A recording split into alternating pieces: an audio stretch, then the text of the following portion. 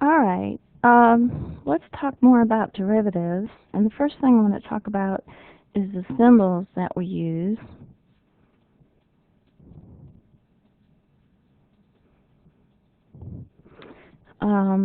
And you'll see y prime, you'll see f prime, you'll see f prime of x, you'll see dy over dx,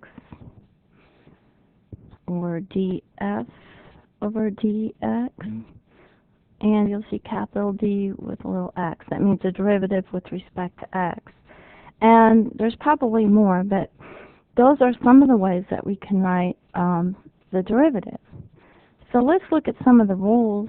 The first one, if our function is equal to a constant, then the derivative is 0. And that's easy to see if you do the limit definition for derivative. F is always a constant. So you just have c minus c. No matter where you are, your function is always constant, and that's 0 over h,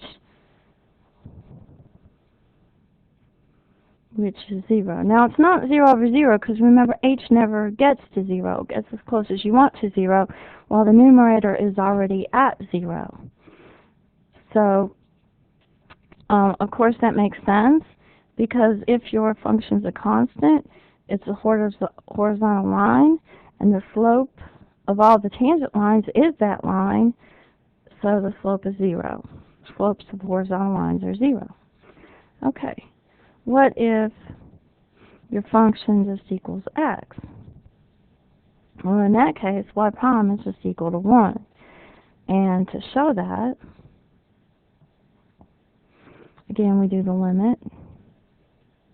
F of x plus h is x plus h. Again, f of x is x here. Minus f of x is x all over h. So here we have the x's canceling. We have h over h, which is 1. So if you want to prove something, you need to go back to the f of x plus h, the difference quotient definition of limit. And again, here's our function y equal x, and the tangent line is that line, and the slope of that line is 1. So again, that's easy to see. Let's suppose we have a power. Okay, this is a really, really important one.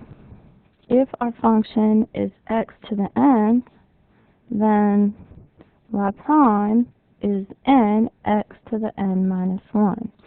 And the easy way to remember that is you just bring the power down and you subtract 1 from the exponent.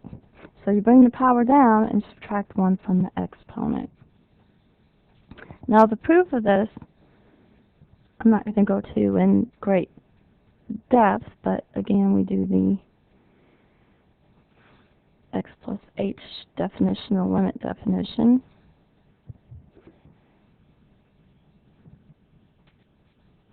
Okay, I'm going to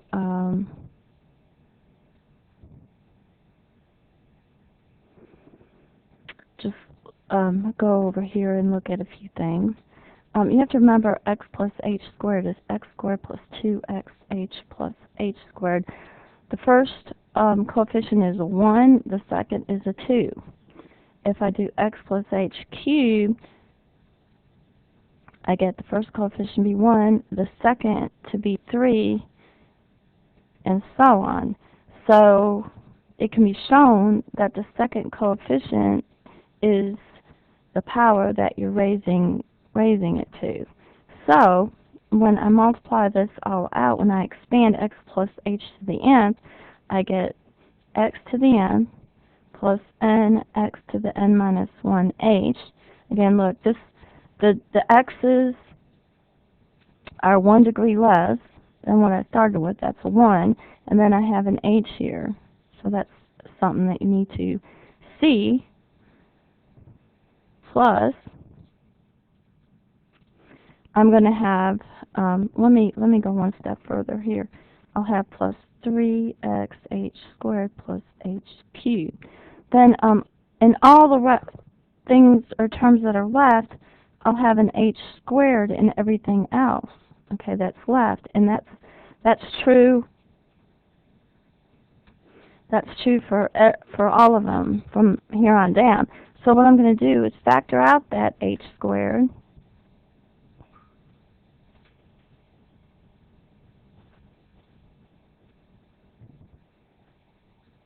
And whatever's left, and then that's all divided by h, and then I have minus x to the nth. This other stuff's not going to matter, okay, because you're gonna see what happens. Okay, now what we're going to do, the x to the n's are going to cancel. That's all of this is the x plus h to the nth. Then I have the minus x to the nth at the end.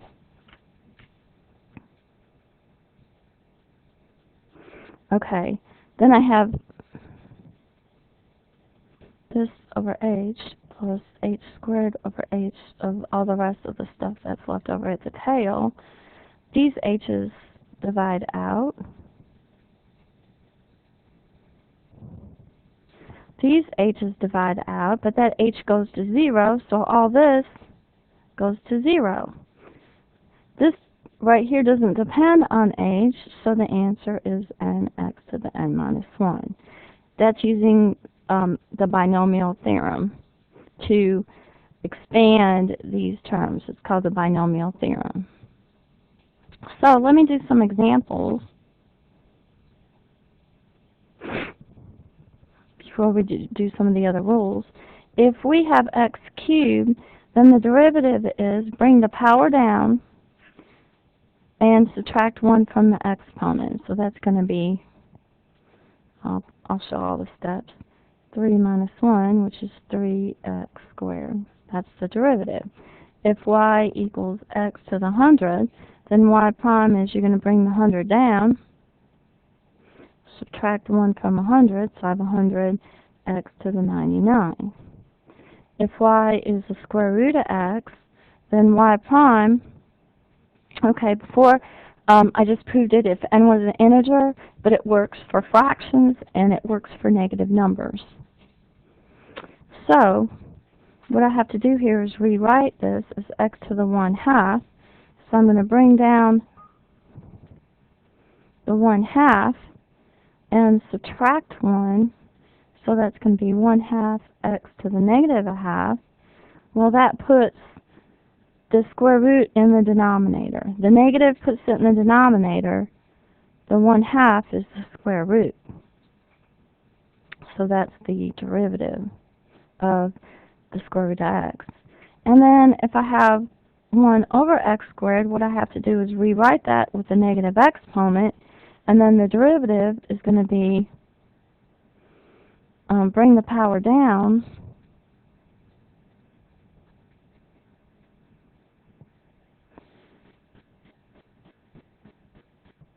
and a negative exponent puts it in the denominator.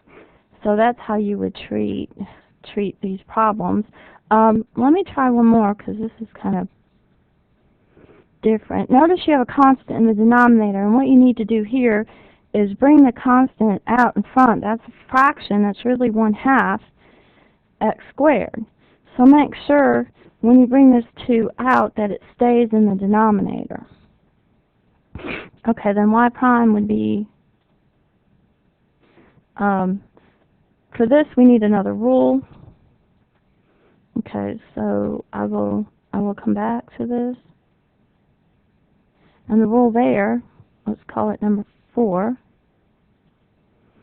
is that if y equals a constant times a function, then the derivative is just that constant, and we worry about taking the derivative of the function. So the constant comes out in front. And that's basically pretty easy to prove, because again, we go back to the limit definition.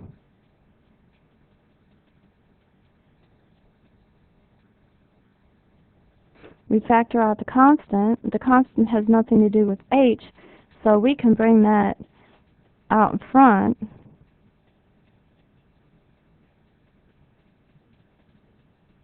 And what's left is the derivative of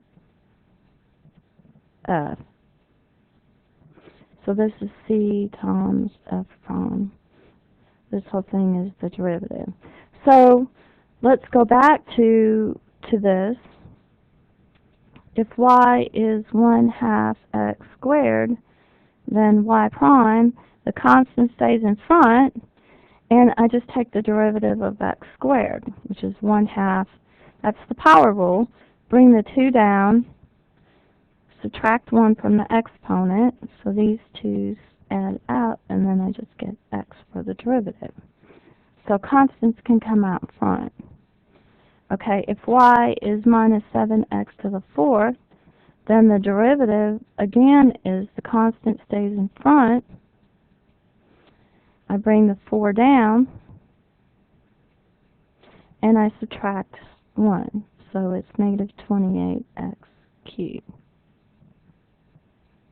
And if y is 3 over x to the 10th, I write that as 3x to the negative 10th. So again, y prime is 3. The constant just stays out in front. I bring the power down, and I subtract 1 from the exponent. So in this case, it's negative 30x to the negative 11, or negative 30 over x to the 11. Now be careful, because this is different. If it's x to the 10th over 3, that's the same as 1/3 x to the 10th. Here, 1/3 is the constant, so I bring the 10 down and subtract 1. It's not 3 that you're bringing out a 1/3, because 3 is in the denominator. So the answer to this would be 10/3 x to the 9th, and x to the 9th is not in the denominator.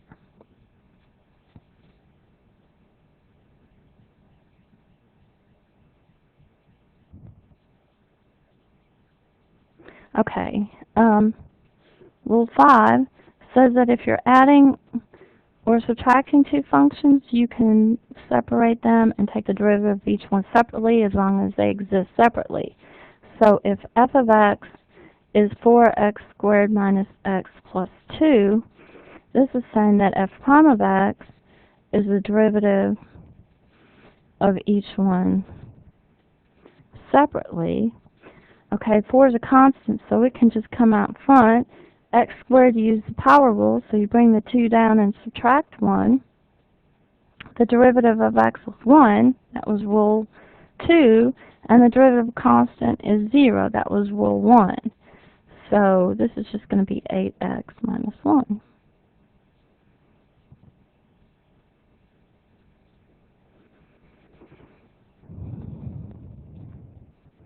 Okay, one more. What if you have 3 over the cubed root of x minus x cubed? Well, the first thing you're going to have to do is rewrite that. Cubed root is the 1/3 power, and it's in the denominator, so it's negative. So g prime, we're going to take the derivative of each one. We're going to take that separately and that separately. That's what this rule says. The constant stays out in front. I bring this down, and I subtract 1. I bring this down, that's power rule again, and I subtract 1. I'm doing them each separately. This is going to be a negative x to the negative 4/3 minus 3x squared, which is negative 1 over the cubed root of x to the 4th minus 3x squared. Okay, if you forgot, and let me remind you that the way you rewrite that is that the power inside goes in the numerator, and the root, or the radical number, the index, goes in the denominator. Okay, now, it's really, really important to note that the same thing does not apply to products or when you divide. These are not true. Okay, we need new rules for this. So when you come across something like this, so far, what we have to do is we have to multiply it out. We can't take the derivative of each one separately. So we multiply this out.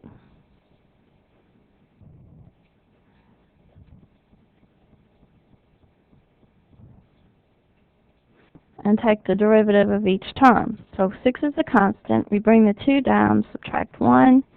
Derivative of 5x is just 5 because the derivative of x is 1 minus 0. And that's 12x plus 5. So to do that, you have to multiply it out until we get the rule. To do this, we can't take the derivative of the top and the bottom. We can't do that, the numerator and the denominator. So we have to separate it out. And that is 4x over x minus 2 over x, which is 4 minus 2x to the negative 1. So that when I do come back and take the derivative of 4 is 0. I bring the negative 1 down and subtract 1. So this is going to be 2x to the negative 2, which is 2 over x squared. Okay, so when there's only one term in the denominator, get used to separate them out. What I mean by that is put that over that and that over that.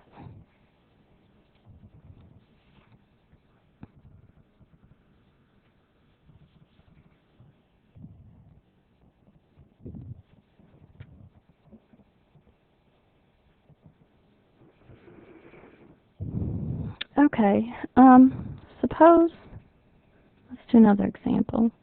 F and G are differentiable. That means they have a derivative. And f of 2 is 3. That means the point 2, 3 is on F. This means that the tangent line slope is negative 1 at 2. The point that G goes through is 2, negative 5. And the tangent line slope at 2 is 2. So they're asking us to find f plus g prime of 2. Well, if they're both differentiable, we can separate this out and take the derivative of each one separately. And the derivative of f prime of 2 is negative 1, and g prime of 2 is 2 from above, from here and here, and I get 1 as my answer. So we're allowed to separate that. If I want to do 4f prime of 2, then I can take the 4 out and just do f prime of 2. The rule says I can bring this constant out in front. Now, again, this is not multiplication right here. This is function values. So right here, this is not multiplication right here. This is the value of a function. Now, f prime of 2, according to the table, is negative 1, so this is negative 4.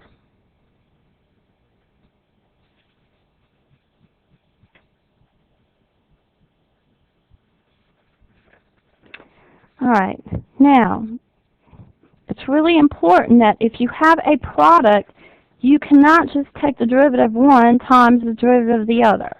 Okay, that's the lazy way out. There's something called the product rule. And this says that when you have a product and you want to take the derivative of it, you have to do the first times the derivative of the second plus the second times the derivative of the first. It can be in any order, or you could do f g prime plus f prime g. You can do g f prime plus f g prime. However you want to do it. It can be in any order because you can multiply and add in any order. So there's no problem here with this product rule. I use the first one. I do the first times the derivative of the second plus the second times the derivative of the first. As long as you have the function in each one, each function, and each derivative in each one, and you add them together, it doesn't matter the order you do this. Now the proof requires a little trick. Okay, you need to know how to prove these things. So I do the limit as h goes to 0 of f of x plus h times g of x plus h minus f times g all over h. What I'm going to do is I add in a term and I subtract it out. So it's like I'm adding 0. So I'm subtracting f of x, g of x plus h, but I'm adding it back.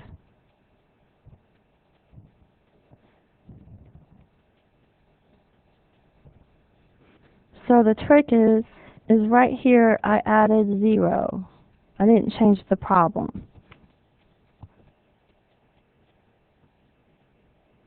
Okay, in the first two, I'm going to factor out a g x plus h. Probably see where I'm headed. So I took out this one and this one. In the second one, I'm going to factor out a f of x.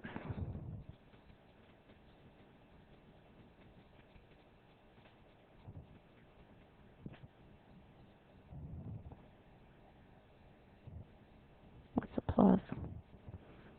All over h. Okay, without going too much further, I'm going to do, see that. If you have the limit of that, that's going to be our f prime of x. And the limit of this, as h goes to 0, is g of x. This right here, over h, is g prime. And this right here doesn't depend on h at all, so that's just f of x. So here's our product rule right here. As long as you have each function and each derivative, the different derivatives multiplied together, and then you add them together. It doesn't matter the order you do that. So let's see how to use that.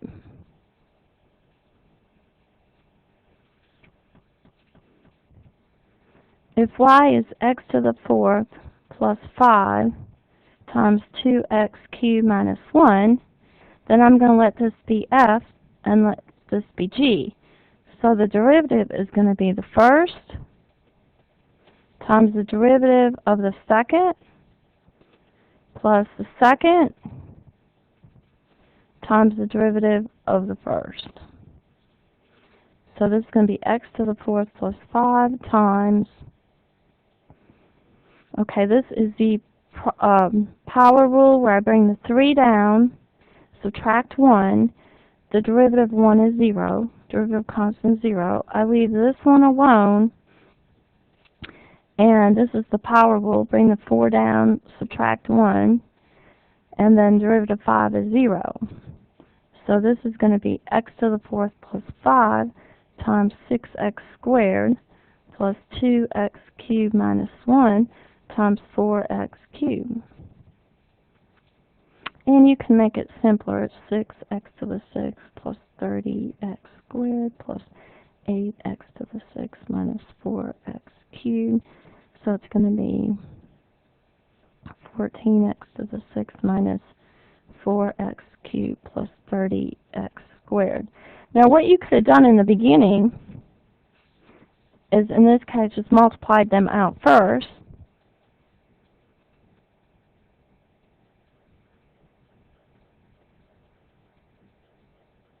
And took the derivative of each one, so it's going to be 14x to the 6 plus 30x squared minus 4x cubed minus 0, and it's the same thing, so checked it out. So you can in this case, you can multiply them out first and get the same answer. So I wanted to show you that the product rule actually does work. And you can't do f prime times g prime. You just can't do that. So make sure that you really practice this. It takes practice. Okay, for the quotient rule, again, I said you can't just take the derivative of the numerator times divided by the derivative of the denominator. The quotient rule is going to be the denominator times the derivative of the numerator minus the numerator times the derivative of the denominator over the denominator squared. Here the order matters.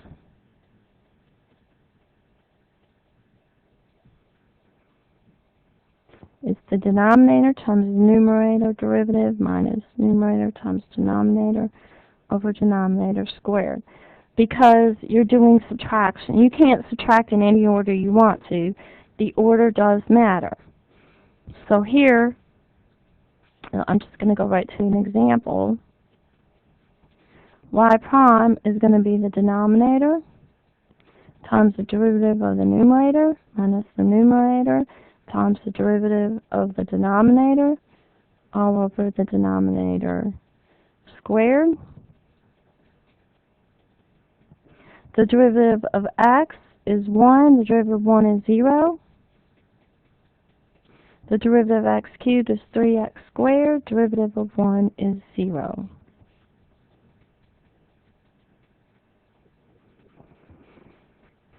I'm going to clean this up a little bit.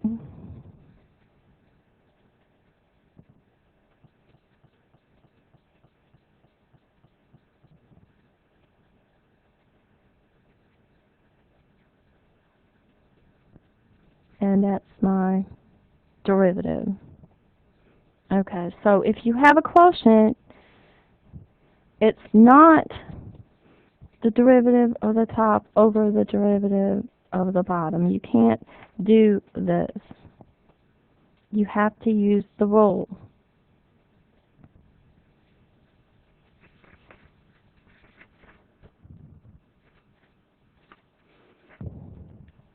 Okay, let me show you one more example.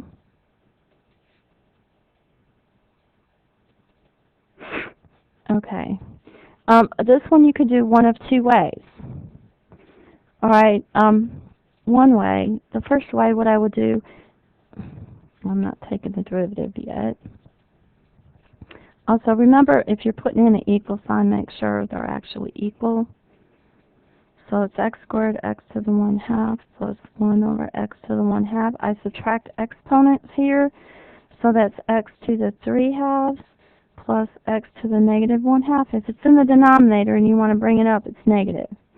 And then I just take the derivative of that. So I bring the 3/2 down, subtract 1. I bring the 1/2 down and subtract 1, so I get that for my derivative. So you can either separate it if there's one term, or the quotient rule.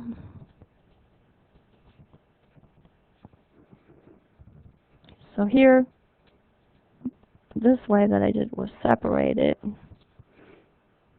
Put that over that and that over that. Okay. Here I'm going to use the quotient rule, which is the denominator times the derivative of the numerator minus the numerator times the derivative of the denominator all over the denominator squared.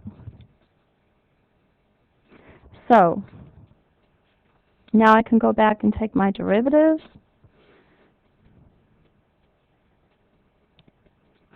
This right here is x to the 1/2, so the derivative of it is 1/2 x, and then I subtract 1 to the negative 1/2. Squared x squared is just x. Here I have x to the 1/2 times 2x minus 1/2 x squared. I'm going to go ahead and multiply this out. That's going to be 3/2 minus 1/2 x to the negative 1/2 all over x. Here I add exponents, so it's going to be 2x to the 3/2 minus 1/2 x to the 3/2 minus 1/2 x to the negative 1/2. If I combine 2 minus 1/2 is 3/2.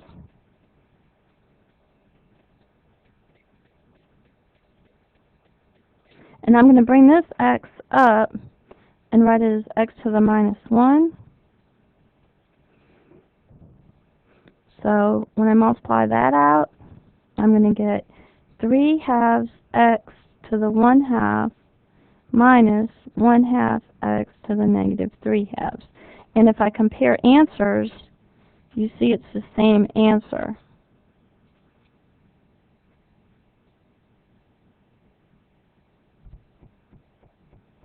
get both of them here. See, I got that answer up here. So I know the quotient rule works.